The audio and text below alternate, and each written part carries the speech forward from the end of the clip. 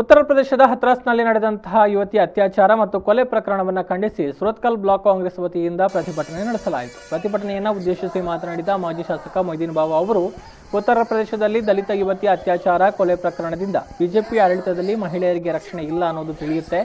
ಕಳೆದ 60 ವರ್ಷಗಳಲ್ಲಿ ಕಾಂಗ್ರೆಸ್ ಇದ್ದಾಗಲೂ ಕೂಡ ಇಂತಹ ಹೇಯ ಕೃತ್ಯ ನಡೆದಿಲ್ಲ.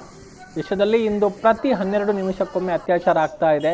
ದೇಶದ ರಕ್ಷಣಾ ವ್ಯವಸ್ಥೆಯ ಮೇಲೆ ಬಿಜೆಪಿ ಸರ್ಕಾರಕ್ಕೆ ನಿಯಂತ್ರಣ ಇಲ್ಲ ಅಂತ ಆರೋಪಿಸಿದರು. ತದನಂತರ ಅಲ್ಲಿಯ ಪೊಲೀಸರಿಗೆ ಆ